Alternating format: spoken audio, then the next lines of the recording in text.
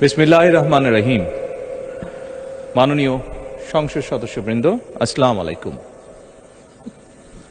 ফ্যাসিবাদের নির্মমতার শিকার অসংখ্য মানুষের কান্না আর হাজারো প্রাণের আত্মত্যাগের মধ্যে দিয়ে অবশেষে আজ থেকে পুনরায় যাত্রা শুরু হতে যাচ্ছে জনগণের ভোটে জনগণের কাছে জবাবদিহিমূলক সত্যিকার অর্থে জনপ্রতিনিধিশীল জাতীয় সংসদ।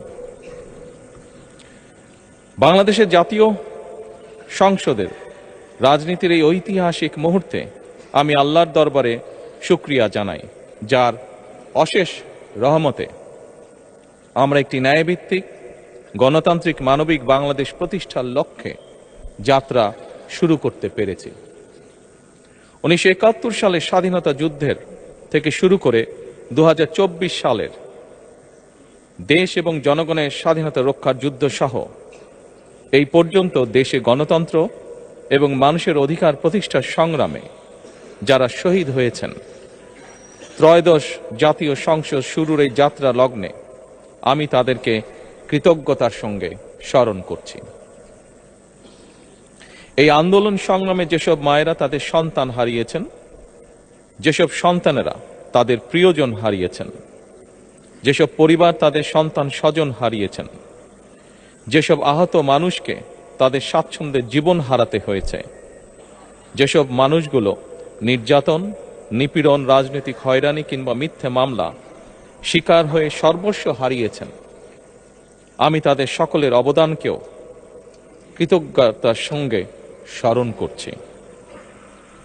দেশের ছাত্র জনতা, কৃষক, শ্রমিক, শিক্ষক, কবি, সাহিত্যিক, সাংবাদিক, চিকিৎসক, প্রকৌশলী, আইনজীবী, কামার কুমার, জেলে তাঁতি, গাড়ি চালক, ব্যবসায়ী এবং সরকারি বেসরকারি চাকরিজীবী, গৃহিণী, সারা দেশে গণতান্ত্রিক রাজনৈতিক দলের নেতা কর্মী সমর্থক তথা সর্বস্তরের সকল শ্রেণী পেশার মানুষ যাদেরকে গুম, খুন, হত্যা, নির্যাতন, নিপীড়ন, মিথ্যা হামলা মামলা কিংবা জীবন্ত মানুষের কবরস্থান তুল্য বর্বর বন্দিশালা, আয়নাঘর, কোনো কিছু দিয়েই যাদের গণতান্ত্রিক আকাঙ্ক্ষাকে রুখে দেওয়া যায়নি,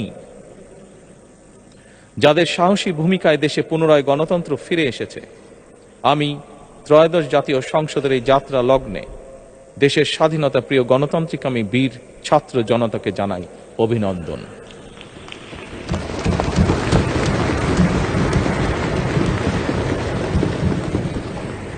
সম্মানিত সংসদ সদস্যবৃন্দ, দেশনেত্রী মরহুমা বেগম খালেদা জিয়া জনগণের অধিকার প্রতিষ্ঠায় দেশে সংসদীয় গণতন্ত্র প্রতিষ্ঠা করেছিলেন, সংসদীয় গণতন্ত্রকে প্রাতিষ্ঠানিক রূপ দিয়েছিলেন। সেই গণতন্ত্রকে প্রহসনের রূপ দিয়ে জাতীয় সংসদকে হাস্যরসের খোরাকে পরিণত করা হয়েছিল। দেশে তাবিদারি শাসন শোষণ কায়েম করা হয়েছিল। দেশে সংসদীয় গণতন্ত্র এবং জনগণের অধিকার পুনঃপ্রতিষ্ঠা করার জন্য দেশনেত্রী বেগম খালেদা জিয়া জীবনের শেষ দিন পর্যন্ত লড়াই করেছেন। জীবনে কখনোই স্বৈরাচার কিংবা ফ্যাসিবাদের সঙ্গে আপোষ করেননি। দেশে আজ থেকে আবারও সেই কাঙ্ক্ষিত সংসদীয় গণতন্ত্রের যাত্রা শুরু হলো, আলহামদুলিল্লাহ।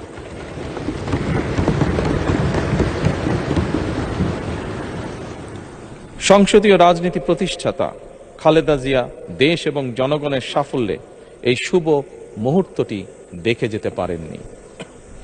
আজ তাই এই জাতীয় সংসদে দাঁড়িয়ে আমরা দেশ এবং জনগণের স্বার্থে আপসীর নেতৃত্ব, ব্যক্তিত্ব, স্মরণীয়, বরণীয়, অনুকরণীয় রাজনীতিবিদ মরহুমা খালেদা জিয়াকে গভীর শ্রদ্ধার সঙ্গে স্মরণ করছি।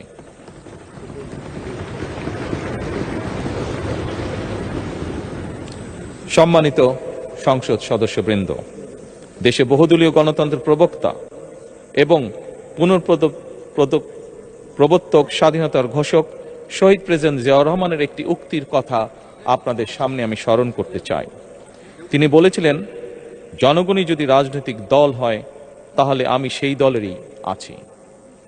অর্থাৎ ব্যক্তি কিংবা দলের স্বার্থ নয়, জনগণের স্বার্থই সবচাইতে বড়। এটাই বিএনপির রাজনীতি।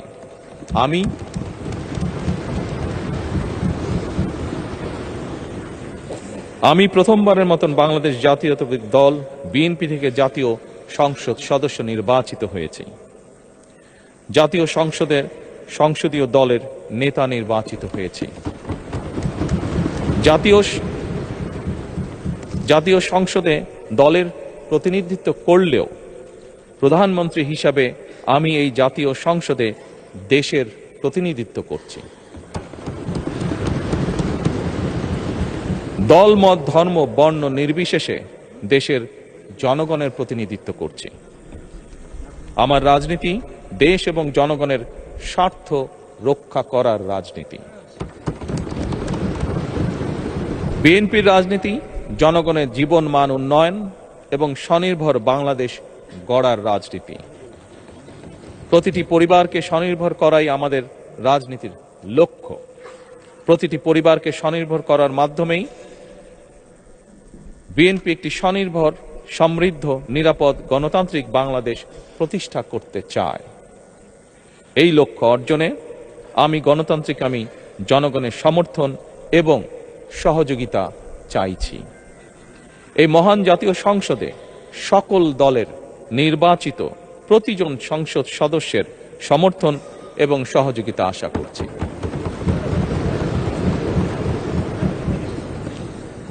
সম্মানিত সংসদ সদস্যবৃন্দ, আমি বিশ্বাস করি আমাদের দল কিংবা মত কিংবা কর্মসূচি ভিন্ন হতে পারে, কিন্তু তাবেদার মুক্ত, ফ্যাসিবাদ মুক্ত একটি স্বাধীন, সার্বভৌম, নিরাপদ, স্বনির্ভর বাংলাদেশ প্রতিষ্ঠায় আমাদের মধ্যে কোনো বিরোধ থাকতে পারে না, বিরোধ নেই। জাতীয় সংসদকে জাতীয় কর্মকাণ্ডের কেন্দ্রবিন্দু না করে বিতাড়িত ফ্যাসিস্ট সরকার জাতীয় সংসদকে অকার্যকর করে ফেলেছিল। আমরা এই মহান জাতীয় সংসদকে সকল যুক্তি, তর্ক আর জাতীয় সমস্যা সমাধানের কেন্দ্রবিন্দুতে পরিণত করতে চাই। সম্মানিত সদস্যবৃন্দ, নতুন সংসদ যাত্রা শুরু করার সময় সংসদের সাবেক স্পিকার কিংবা ডেপুটি স্পিকার উপস্থিত থাকার কথা ছিল, কিন্তু পতিত, পরাজিত, বিতাড়িত ফ্যাসিস্ট সরকারের জনবিরোধী এবং গণবিরোধী কর্মকাণ্ডের ফলে যে জনরোষ তৈরি হয়েছিল তাতে এই মহান সংসদের সাবেক স্পিকার বা ডেপুটি স্পিকারকে খুঁজে পাওয়া যায়নি। তাদের কেউ কারাগারে, কেউ নিখোঁজ কিংবা কেউ পলাতক। দীর্ঘ ১.৫ দশকের ফ্যাসিবাদী এবং তাবেদারি শাসন শোষণের পর জনগণের ভোটে নির্বাচিত প্রতিনিধিদের নিয়ে আজ আমাদের এক বিশেষ পরিস্থিতিতে জাতীয় সংসদের কার্যক্রম শুরু হতে যাচ্ছে। এমন পরিস্থিতিতে আমরা সংবিধান এবং সংসদের কার্যপ্রণালী বিধির বিধান অনুসরণ পূর্বক ত্রয়োদশ জাতীয় সংসদে সভাপতিত্ব করার জন্য আজ আমি প্রবীণ রাজনীতিবিদ এবং 5 বারের মতন নির্বাচিত জাতীয় সংসদ সদস্য জনাব ডক্টর খন্দকার মোশাররফ হোসেনের নাম প্রস্তাব করছি।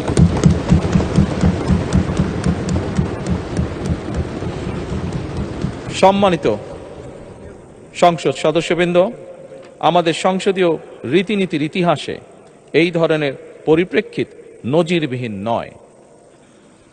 1973 সালে তৎকালীন প্রধানমন্ত্রী মরহুম শেখ মুজিবুর রহমান ওই সংসদের সদস্য মাওলানা আব্দুর রশিদ তর্কবাধীশের নাম প্রস্তাব করেছিলেন এবং তার সভাপতিত্বে বাংলাদেশের প্রথম সংসদের প্রথম অধিবেশন শুরু হয়েছিল। আমি জাতীয় সংসদের সকল সম্মানিত সদস্যকে স্বাগত এবং ধন্যবাদ জানাই। আল্লাহ হাফেজ। বাংলাদেশ জিন্দাবাদ।